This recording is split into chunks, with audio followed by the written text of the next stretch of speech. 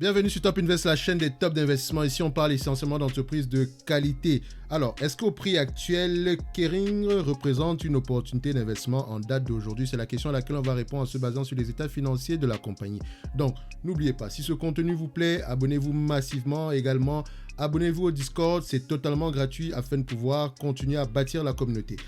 Alors, qu'est-ce qu'on fait en premier ici? C'est l'étude du revenu. Est-ce qu'on a des revenus ici stables ou croissants? On remarque qu'entre 2011 et maintenant, on a une croissance des revenus. C'est vrai qu'il y a un trou d'air en 2020, mais qui n'a pas connu une année difficile en 2020? Donc, ça s'explique. Également, on constate une chose. Entre 2007 et à peu près 2011, on a une baisse des revenus. Il faut regarder dans les rapports financiers pourquoi est-ce qu'on a cette baisse de revenus de près de 50%. C'est pas normal. Mais dans tous les cas de figure, si on commence à cette période-ci, j'aime bien ce que je vois ici, c'est un checkmark, mais il faut poser des questions par rapport à cette variation-ci. Donc, on continue. Maintenant, au niveau de la marge brute, on a une marge brute qui est croissante, d'accord? Donc, la marge du but est croissante. Et ce qui m'étonne ici, c'est que c'est une marge brute qui est croissante par escalier. Donc, on a de 43 à 49%, de 62 à 73%. Et franchement, c'est vraiment étonnant. Donc, je ne sais pas comment ils arrivent à faire ça. Mais j'aime bien ce que je vois ici. C'est un checkmark. Également, j'ai l'impression que cette entreprise augmente les prix drastiquement chaque 6 ans. Regardez, 1, 2, 3, 4, 5, 6, augmentation. 1, 2, 3, 4, 5, 6, augmentation. Donc, peut-être c'est 1, 2, 3, 4, 5, 6, 2022, augmentation en 2023. Je ne sais pas, mais il faut aller lire les rapports financiers. Dans tous les cas de figure, j'aime bien ce que je vois ici, c'est un checkmark. Donc, il y a souvent des patterns comme ça qui peuvent ressortir quand on regarde les états financiers. Donc, mais c'est matière à questionnement, mais on aime déjà ce qu'on voit ici. Maintenant, au niveau de la marge EBITDA, on a une marge EBITDA qui est croissante également. On peut remarquer la même chose, escalier, stabilité. Donc, j'aime bien ce que je vois ici, c'est un checkmark. Maintenant, dette nette sur EBITDA, est-ce qu'on a une stabilité ou une croissance? On a une décroissance. En termes de dette, on préfère la décroissance, pas la croissance. Donc ici, on veut une dette nette sur EBITDA inférieure à 5. On a clairement ça ici, donc c'est un checkmark. Maintenant, au niveau de la marge nette, parce que c'est ce que je vais utiliser pour évaluer l'entreprise. Donc, j'ai remarqué une chose, c'est que la marge nette est différente du free cash flow ici. Donc, ici, on a une marge nette aux alentours des, 17%. En date d'aujourd'hui, c'est la marge nette normalisée. Mais pour les free cash flow, c'est aux alentours de 20%. Donc, je vais prendre 20% pour évaluer l'entreprise. Et au niveau de la croissance des revenus, je vais prendre 5%. Pour la croissance des revenus, je prendrai 5%. D'accord? Donc, on y va.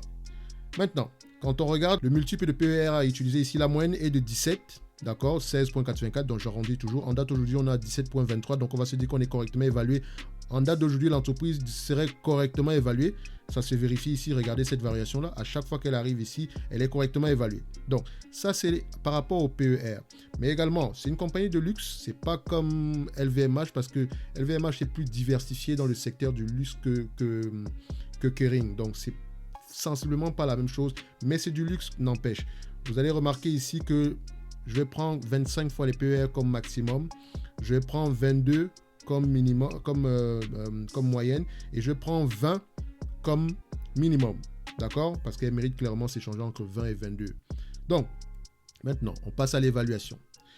Revenu, c'est 17 milliards.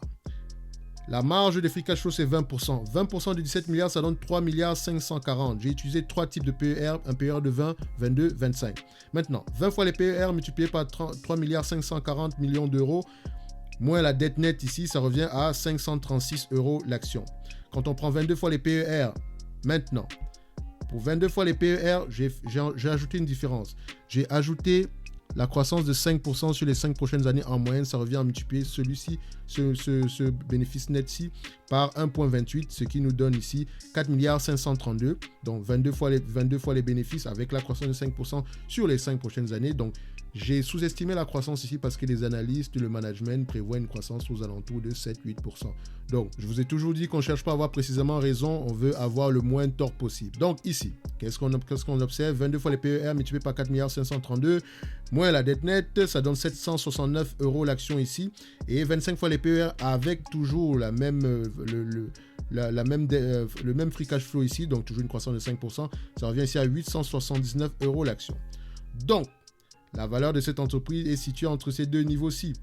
Si on est optimiste, 879 € l'action. Je pencherai plus pour le 879 € l'action.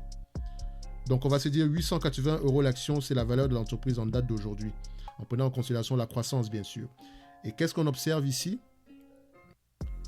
L'entreprise cote à 551 € l'action. Donc, on est clairement sous-évalué en date d'aujourd'hui. Donc, on s'entend que cette entreprise est un deal. Alors, personnellement, je pense que je vais approfondir mes recherches sur Kering. Je ne sais pas pourquoi ils sont aussi sous-évalués, mais là, il y a une opportunité. La marge ici est tout simplement énorme. Je dis bien énorme. Donc, il faut absolument regarder cela. On a près de 38% de décote ici par rapport au prix qui était ici affiché à ce niveau-ci. Donc, on aime bien ce qu'on voit ici aujourd'hui. Donc, ça pourrait représenter une opportunité d'investissement en date d'aujourd'hui. Mais n'oubliez pas de creuser pour les rapports financiers. Essayez de déterminer pourquoi est-ce qu'on a cette variation-ci.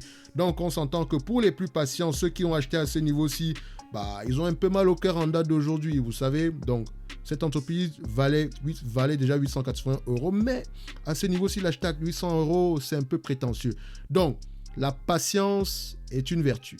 Mais vous ne pouvez pas investir avec conviction si vous ne lisez pas les rapports financiers.